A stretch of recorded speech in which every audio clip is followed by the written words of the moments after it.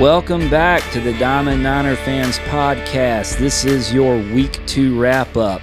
Well, really, we fudged it a little bit. This is actually the Week 2.5 wrap-up because we waited until after the Morehead State game Tuesday night to record this. This is Nick. I'm here with Kevin. What's up, Niner Nation? And producer Brad. Hey. All right, let's do this. It's Tuesday night we're recording this. We usually do this on Sunday nights. We're sitting down a little later because of the changes in the schedule. But we're going to get you through your Week 2.5 wrap-up show. Easiest way to put this is that after Week 1, feeling really good after a sweep, the Niners have run into a little bit of a rough patch, you might have noticed. After going 1-4 since the last time we were on the air, the boys are now sitting at 4-4 going into the third weekend of the season. Now, here's what we've done for you. Because we care about our listeners, and we endeavor to bring you quality analysis. We have had our entire staff analyze this little rough spot we're going through. We have analyzed it from every angle, we have left no stone unturned in our analysis of the week that was. And right now, due to all that scientific research and hardcore analysis, we are prepared to place blame for this 1-4 stretch. Kevin, where are we putting the blame? I'm going to apologize in advance for this, but here we go.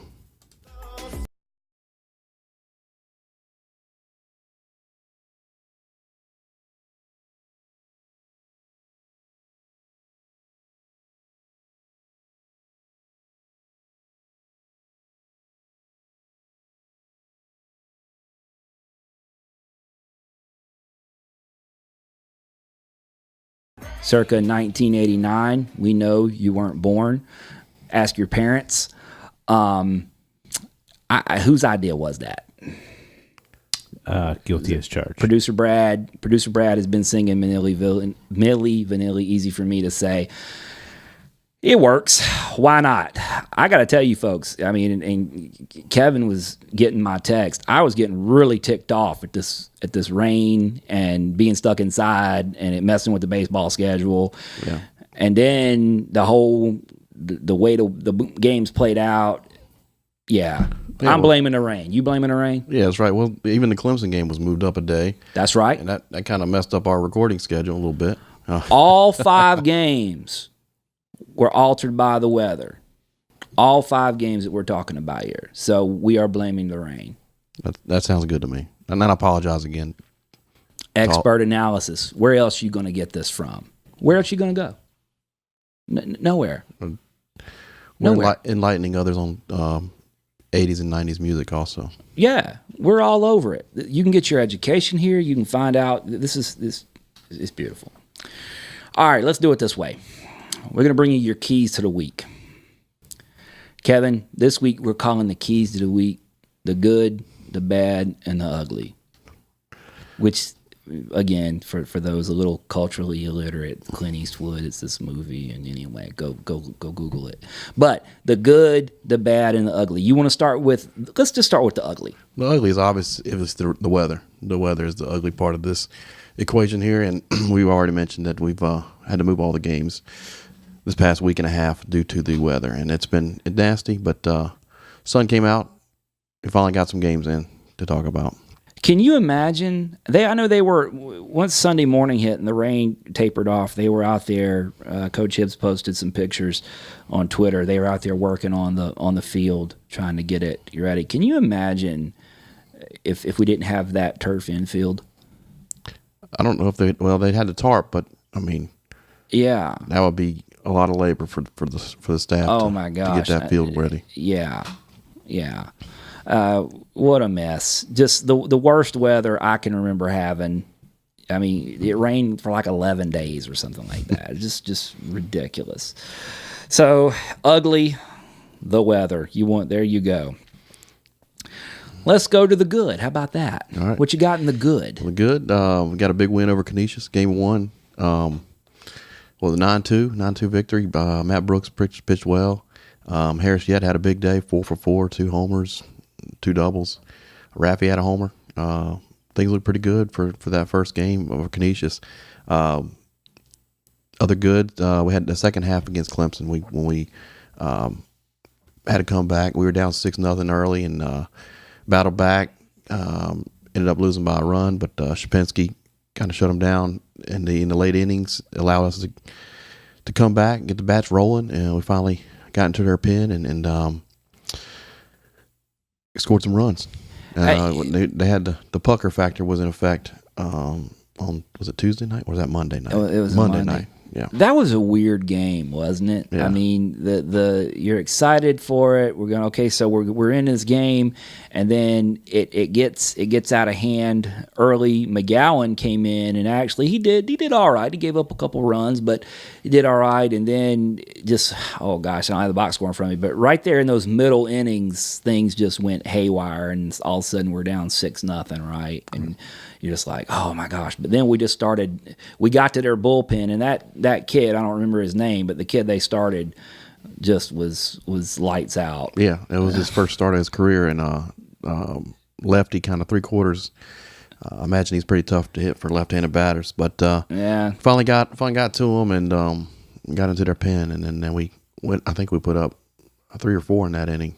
Yeah, and it was on after that. It was game on, and you could see the whole attitude of the game start to swing.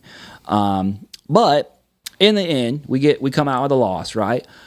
But after so you're 3-0 over the weekend, and then you've gone on the road to Clemson. You're like, and then sort of the highs and lows of it. Oh God, we're down 6-0, right? But then we make this comeback, and we're right there, and we're competitive. We're still 3-1, and you're like, man, I can deal with this. Yeah, and then we get the big win, game 1. Finally, after it seemed like 10 days between games, we got the win in game 1 against Canisius. Felt like it was an off season. Yeah, it felt like a decade there, but finally was able to get back to the Hayes. It was a nice day on Sunday. Other good for the week, we got to see some new guys that we hadn't seen in week 1. Some new arms on the mound. They looked pretty good, and new guys at the plate. We had I think he said Herbert Offshanka pitched some this weekend. We hadn't seen them yet. Carter Foster got his first action, hit a homer today in today's game. Yeah, started at DH in the game, the Tuesday night game against Moorhead. And I'll tell you, I saw that in person, and it crossed. It went over the screen in left field, approximately over the L. I mean this was a no doubter. I mean, and it was fun. It was a fun homer, one of those that you just know right off the bat, right? Yeah, he absolutely smoked it. Yeah. Absolutely smoked it, and his teammates were really excited for him too, which is always cool to watch. Yeah, it was good. I mean, he pinch hit in the game before, and then got a start against Moorhead State and made the most of it. So yeah, another new face, another new piece that they're trying to work out. See who's going to go where, and how they fit into the big puzzle. So it's still a work in progress. It's nice to see some young talent out there getting some action. Yeah. All right. We got to do it. We did the ugly. We did the good. And this leaves the bad. Yeah. All right, Kevin. Give it to us. Obviously, the bad is when we lost 3 in a row. Lost the series to Canisius. Lost the last 2 games. Really, in I don't know. Cooner pitched all right. He had in game 2, he had 1 blow up inning, but that kind of cost us. But other than that, it pitched well. That just that 1 inning, he gave up a leadoff homer, and that led to a couple walks, and then it ended up. I mean, next thing you know, you're down 4-0, or you give up 4 runs in an inning, and we just really never came back from that. Offense has been struggling a little bit over the last 3 games. I think they said that we had left 26 runners left on base in the last 3 games. It's about 9 per game in those last 3 games that we lost. So, I heard Coach Hibbs in the post game. He mentioned a lot of individual guys doing good things, but not getting together collectively. I think he's exactly right. It's just guys are getting on base, they're just not having that clutch hit or is big it hit. fair to say right now that we are less than the sum of our parts? Right. I mean, we got guys like Hibb said, we got guys doing good stuff. It's just it's not a continual string, right? And we're getting where we need that clutch hit, it's not coming through. Where we need this, we need that. It's such a game of momentum, and you can see it. All of a sudden, you got a team. Like they put a 4 on the board. Okay, they score 4. And it's like, obviously they're excited about that. Well, okay, that's fine. We get to bat 2. But then when we really need to come back and respond immediately. That's when, we come in and we don't get the proper response. Well, all of a sudden, the longer that lead stays there, I mean, the more confident these guys get. And you can just watch them. You can watch the opposing team. They're getting more and more excited. They're getting more and more confident. The longer that stays there, it's like on some level you've got to. And the longer we're behind, it starts to wear sort of the pucker factor in reverse, right? You start your guys start getting tight, and we got to do something. We got to do something, and then guys start pressing. It's just such a game. It's such a mental game. Yeah, it is, and I think you're right. It's a good mix of all that, really, physical, mental. So yeah, I think there's a lot. I don't know. Well, here's the thing. This is what I'll say. And we're sitting here. We're doing this hot, right? I mean, I got back from the Hayes just a little over an hour ago or so, a couple hours ago, and we're just jumping right into this. And I mean, other than our expert analysis, which we've already provided for you free of charge. We're just like everybody else. If we had this all figured out, I guess we'd be D1 coaches somewhere. We're far from it. You got that right. Well, you're closer than I am, but you got that right. We're just reaching for answers here like everybody else. I coach 7 and 8 year olds, and you almost got fired last year too. Didn't you? I went 1 and 8, 1 and 9. I went 1 and 9 last year. Yeah, but didn't you win your last game of the year? Well, we won. We went 0 and 8 in the playoff, and the 1 and 1 in the playoffs. See, you had them if the season had been just a little longer, right? Yeah, that's right. But here's the thing. Here's what I'm gonna say this, and this we're still in the bad section here because we got some more bad to cover. It's early. I get it. It's everybody's disappointed, and we are too. The guys are disappointed. I mean, they can't be happy with this. But if you watch, we've got a track record of playing our best baseball as the season progresses. We've been here before. Okay, so I guess what we can maybe, and a lot of, heck, if you're listening to us, if you take the time to listen to us, which we appreciate, you're probably a little more seasoned with this too, but you do see fans kind of start to get like, oh, this is terrible, and it's just, and it's battered Niner syndrome, right? Yeah. We've seen this before, and we survived it before. Staff, we've got an experienced staff. They know what they're doing, and there's going to be some corrections made, and they're going to find the right mix, and we'll get it turned around. I mean, are you with me, Kevin? I'm with you. You with me? And another part to that. I mean, we're playing pretty good teams. I mean, Canisius was in the tournament last year. They won their conference. Yeah. Morehead State was 6-1 coming into the game. But. And let's just say it, okay? I mean, I get it. And people that don't follow the sport and people that we do so much by brand names these days. So, I'm not even going to try. Go look into it, but I'm not going to try to convince you that Canisius and Morehead State are good baseball teams. I mean, I can tell you about them. I can tell you their record. You're not going to believe it. Why? Because of brand names. Right. They're not in the SEC. They're not in the ACC. So, right? I mean, it's all about that. They don't have brand names. I get it. I'm with you. They don't have brand names, but they got baseball players too. Yeah. They got baseball players. They got coaches, and they're trying. And they've looked. I mean, they look pretty good. The last few games that I've seen. So yeah. Go ahead. Let's tick through some more of these things we had here. Hats off to them. Let's see. We got game 3 of the Canisius series. We had Palinka's got to start. Yeah. He kind of struggled a little bit. He had some hit a few batters, but it's an interesting thing we did there. We threw 4 freshmen, so you kind of expect some growing pains with those guys. We got to look at McGowan came in, and Herbert and Offshanko. So we got to look at some new arms, and that was really their first experience as a D1 pitcher. So kind of struggled a little bit, but good for the first outing as a collegiate baseball player. Yeah, it's a two-edged sword.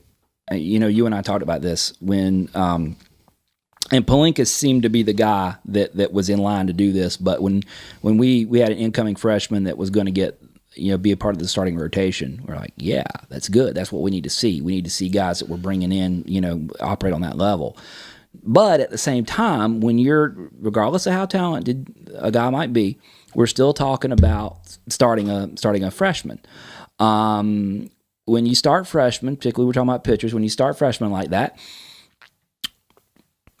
it's going to be a win or lose type of proposition. And Palinkas looked really good in his first start, and in his second start, he got off to a shaky start. I think it got in his head a little bit. He lost a little bit of confidence, and it kind of snowballed on him a little bit. Yeah, I mean that's going to happen. We're going to have growing pains with freshmen, especially. I don't have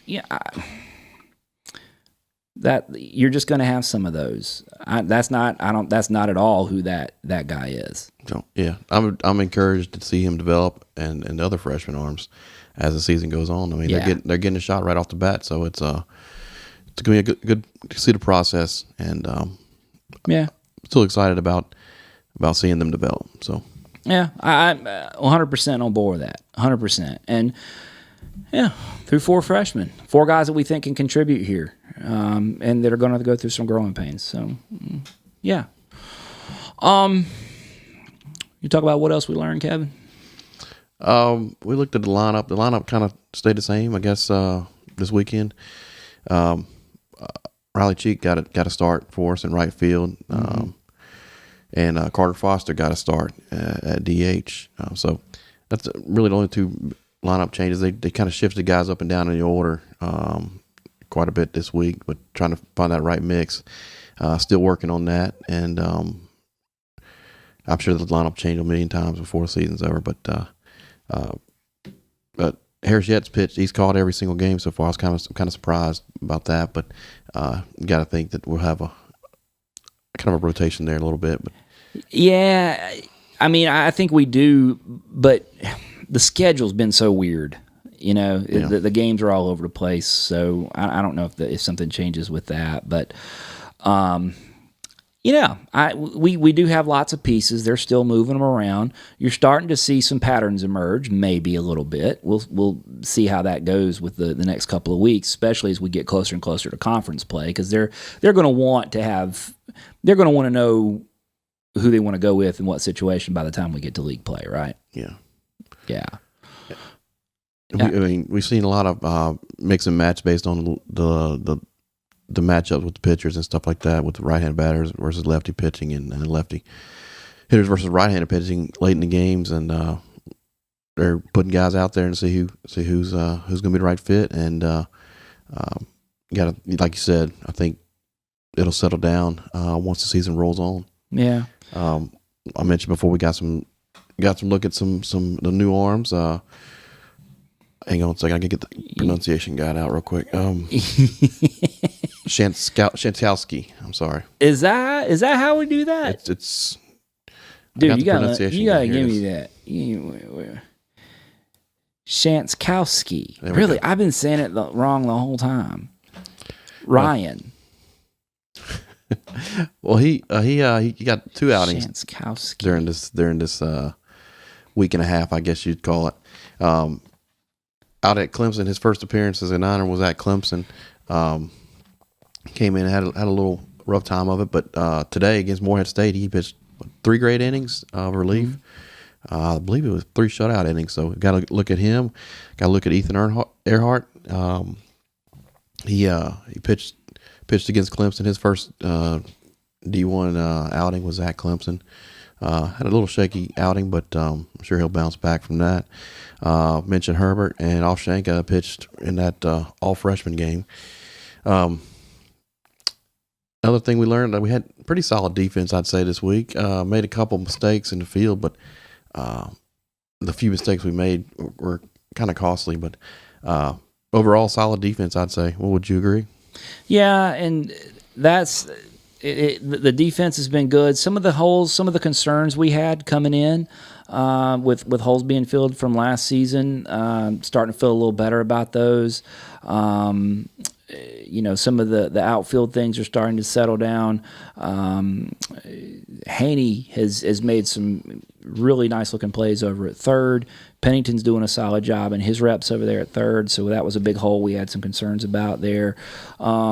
Wheeler's been looking pretty good in center. Wheeler has, I thought, and again, it's early, and, let's just say it. Would we love to still have Reese Hampton out there in center? Yes, hands down, right? But at this point, talking defensively particularly, Wheeler has done an admirable job in the starting role out there, and he's got some speed and has shown an ability to make some plays. Now, I'm sure he's going to show us a lot more as the season goes on, but right. I think that's been a pleasant surprise. Yeah, and like I said, very solid all around on defensively, I think. And I'm less worried about Reese not being out there than I thought I was going to be. Yeah, well, really, up the middle, we had to replace second base, shortstop, and center fielder. So up the middle, that's the heart of your defense, and I think we've looked pretty good so far up the middle. Yeah, and Ober, as you would always expect, he's flashed the leather out there in left field a couple times. He had a great play tonight out there that I didn't even I really wasn't sure he even had it. He did catch it, but he made this diving play and crashed into the wall out there, and it was a very athletic play. But we've seen, how many times have we seen that from him? Yeah, he's got some athletes out there. Yeah. So that's good. A few notes on I want to say this about, gosh, I gotta get my mind wrapped around this. Shankowski, am I saying that right now? Shankowski? Based on this. Ryan? Yeah, Ryan. What you could see with Ryan, and he had a suboptimal collegiate start at Clemson, right? Or start to his collegiate career. I think that's fair to say. Yeah. But he got in the game against Moorhead. What you saw him do, I think, is he came in that first inning out of the pen, and let's see, he came in and he took over for Carson in the fourth? I want to say the fourth inning, yeah. And when he got through, it's like when he got through that inning, all of a sudden sort of a little bit different guy came out for the second inning. And then he got through that inning, and then all of a sudden he came out again in the third inning. You could just see he was a little more confident coming back out every time. And by the time he got pulled, he gave up a double when Doty came and got him. But his demeanor and his method of operation out there on the mound was really, he was starting to get into it, and that's good. It is amazing what getting a couple outs can do, right? Psychologically. Building that confidence. That being said, one last thing on the pitching front. Hopefully, what we're hoping is that Earhart, and he'll get that chance. He coming off injury, coming off ACL, getting in, starting his first D1 appearance. Oh, you're just on the road at Clemson, right? Definitely, he had some. He's gonna be all right. Yeah, I mean, hit a breaking ball, couldn't quite get a hold of that breaking ball. The breaking ball was not breaking. Well, it was, but it wasn't a strike. Well, the breaking ball was broken. Is that good English? No. Either way, looking for good things. It's going to be good. We're working these guys in, and it's a work in progress. So okay, all right. You ready to do some weekly recognitions here? Yeah, you do that. You got the certificates ready? Yeah. Well, actually, I forgot. We had a game. Got in from the Hayes. I got to print them out. Okay. Guys were joking. We don't even have a certificate. Do you want to build up to telling them that Harris Yett is hitter of the week, or do you just want to go ahead and tell them that Harris Yett is hitter of the week? I think you already did, but yeah. Oh, did I? Did I? Some of the guys that had good weeks. I mean, Haney had a good week. We mentioned him defensively, and he had a pretty good week. Carson Johnson had a pretty good week, I'd say.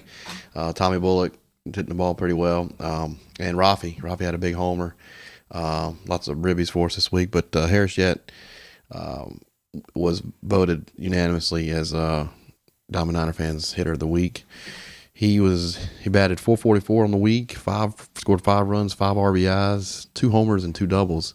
Those 2 homers and 2 doubles came in game 1 against Canisius, and when he was 4 for 4, I think he was he hit by a pitch that game as well? So on base percentage through the roof. Congrats, Harris. I know you're excited and proud to be named the Diamond Niner fans hitter of the week. Yeah, we'll deliver that non-existent certificate to your folks. Yeah, that's what we'll do. You can display that somewhere. This is how bad we are. I'll tell a story on us. This is how dumb we are. Careful. No, this is clean, and accurate. We're sitting there in the stands, and I think at this point Harris is 3 for 3. Right, he's got 2 doubles and a home run, and we're a couple of idiots sitting there figuring out now what would he have to do?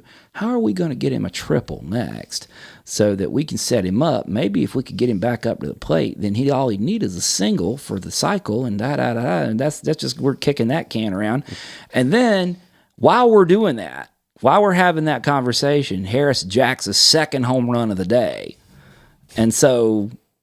What's the next thing we say? Well, crap, how's he going to get a cycle now? We're idiots. No, it was funny when he had two doubles right off the bat. Yeah. And his first 2 at bats, and he kind of shaded him. The outfielder shaded him to the gap there. Well, he hit both doubles at the same spot. Yeah, same spot, right in the gap. And then so they shifted over there, and then he cranks one over the fence. He's like, well. Yeah, where are you going to shift to now? Yeah, that was a big game for Harris. That was was nice to see. Awesome. Great player, senior leader on the team. Yeah, couldn't be happier with him. So, great week from Harris. You're our hitter of the week. Pitcher of the week, Kevin. All right. I mentioned Shapinski earlier, but he had a pretty good week. I'd say he had pitched 2 2 2/3 innings at Clemson, gave us a chance to come back in that game, and had only allowed 2 hits and 2 Ks.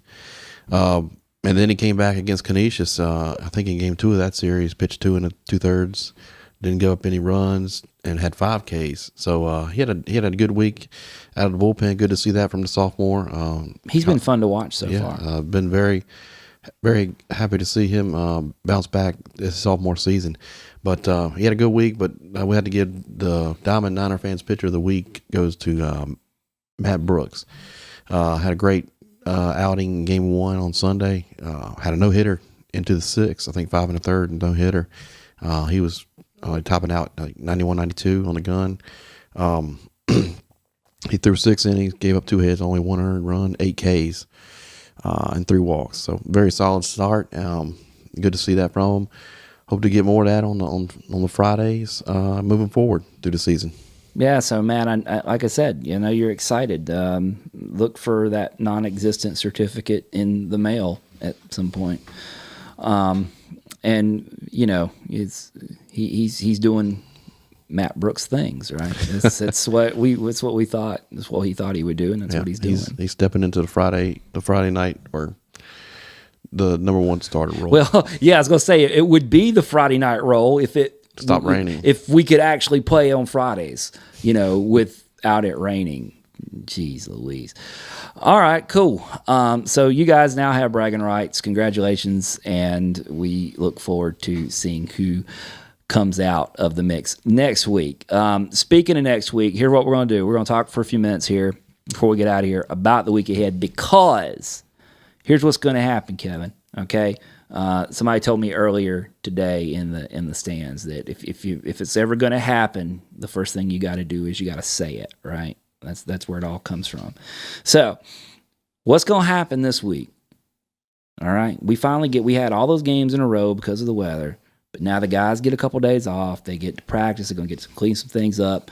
We got Kent State coming in here this weekend, and we're going to get back on track. And the guys are going to look good this weekend, and we're going to win some ball games.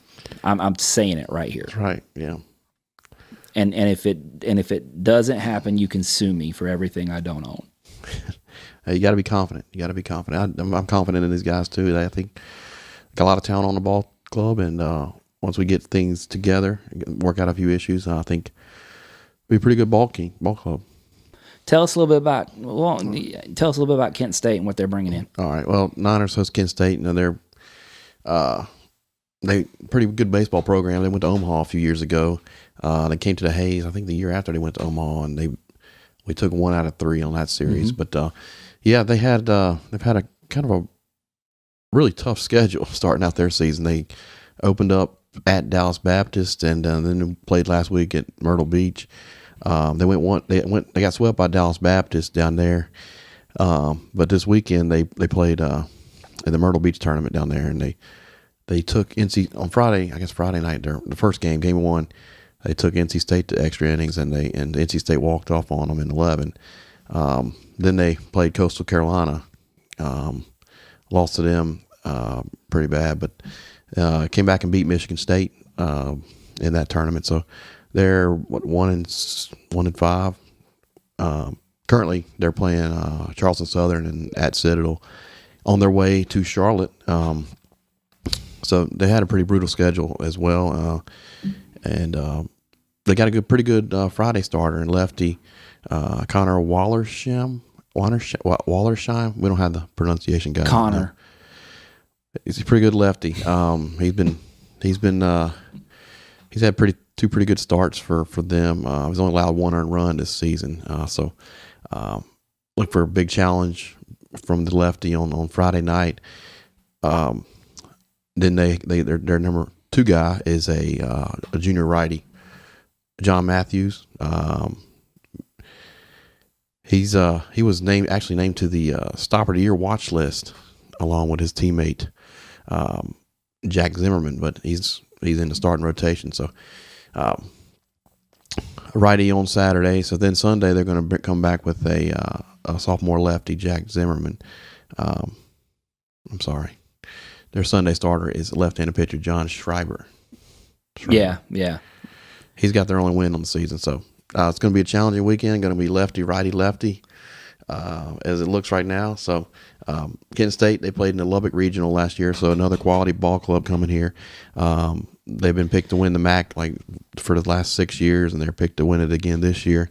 The MAC is kind of a sneaky baseball league. It's not really known for that, but I mean it's a pretty solid baseball league.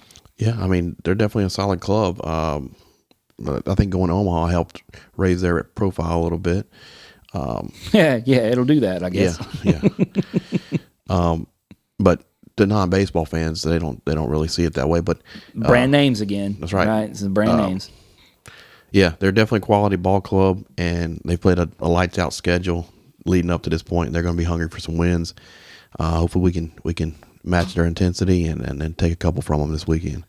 Well, and we talked about in the early in the season, we talked about, and the staff talked about, and this schedule was going to be a tough schedule, and again the whole brand name thing, but we played some tough ball clubs, and we got some more tough ball clubs to play, and Kent State's one of them.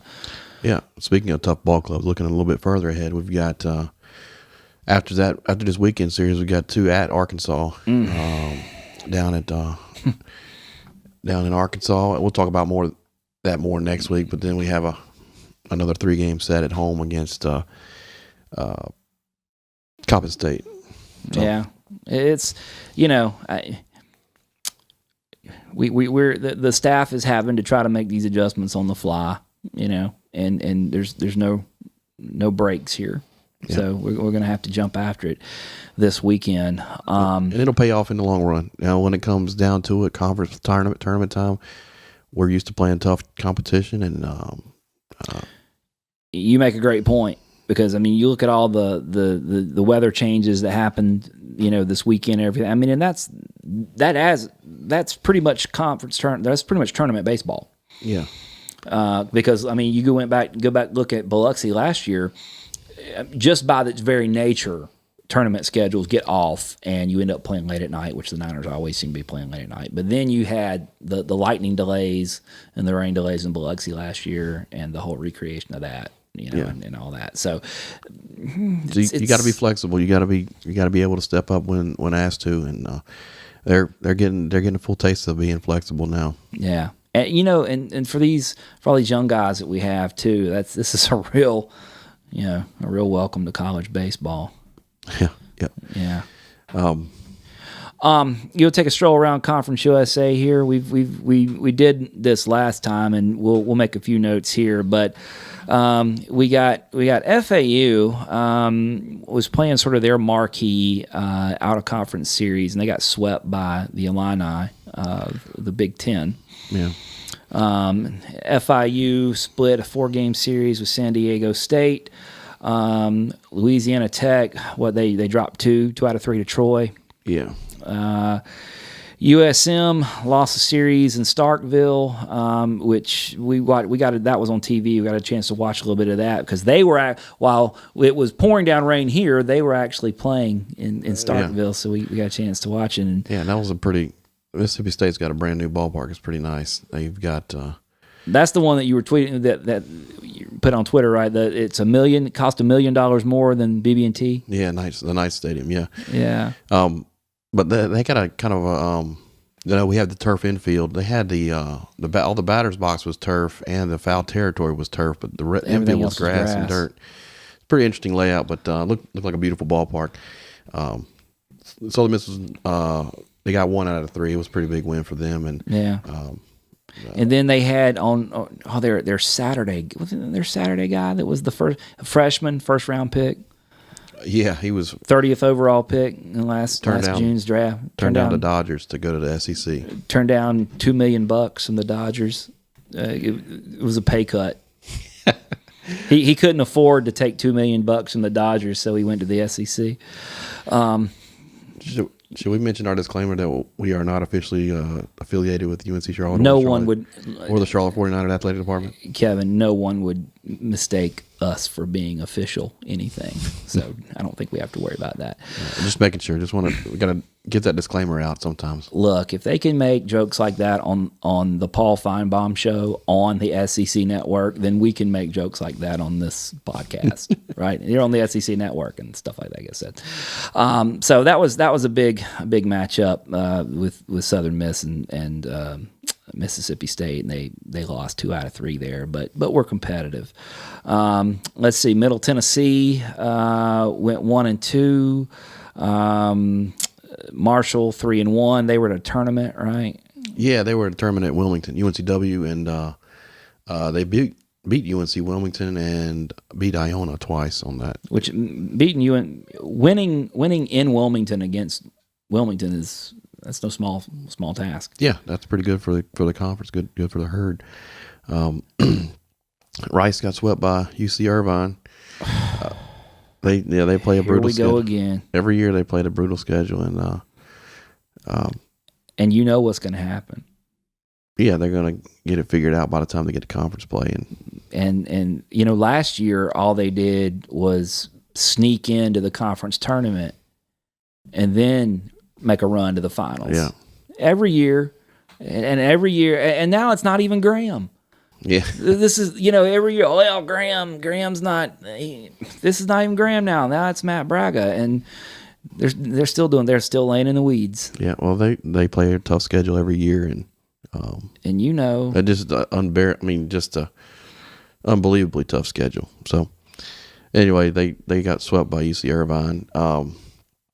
UTSA got 4 over Dartmouth. ODU won the series over Binghamton.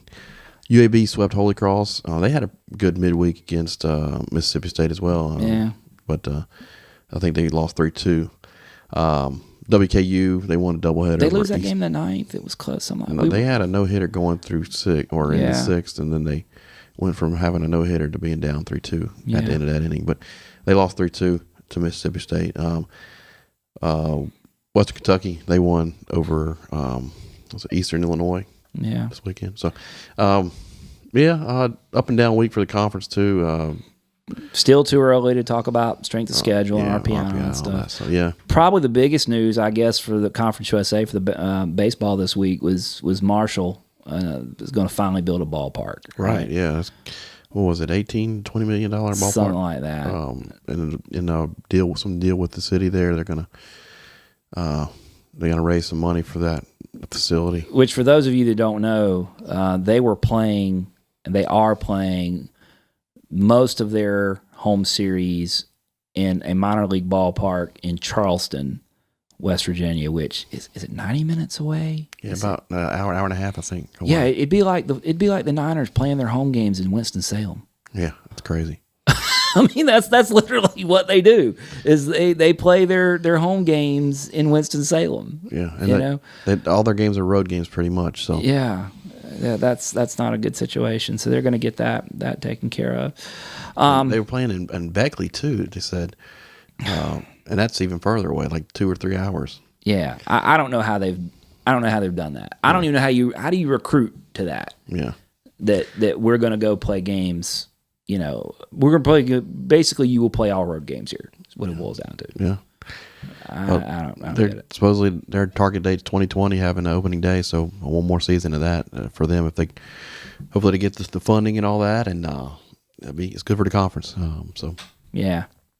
All right, Kevin, let's wind this down. Obviously, folks, we're working. Oh, wait a minute. Kevin's raising his hand. What you got? I just got one more thing before you shut it down here. Well, let me get out of the way. No, they're having the big for the program. They're having the dedication of the indoor practice facility this weekend, set before Saturday's game.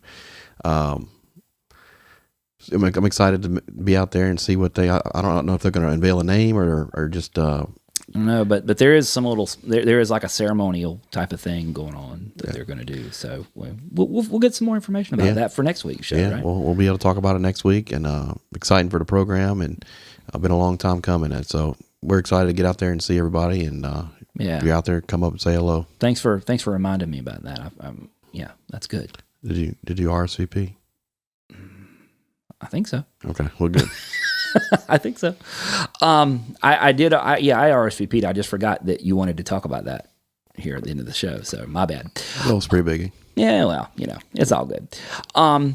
So what, folks, we went 1-4 this week. I mean, we've tried to be lighthearted here. We're trying to be positive and uplifting here, and it is gonna, we're gonna get this turned around. It's gonna be all good, and we've got some fun things planned out for y'all actually coming up, maybe in some coming shows. We thought we've been working on a couple of things that we thought would be actually pretty interesting and kind of different to bring you, but this didn't seem to be the week to try to break anything like that out. So we've tried to bring you a little analysis here, have a little fun with it, and get you ready for next week because, guys, we're going to get this turned around, and it's going to be a lot of fun.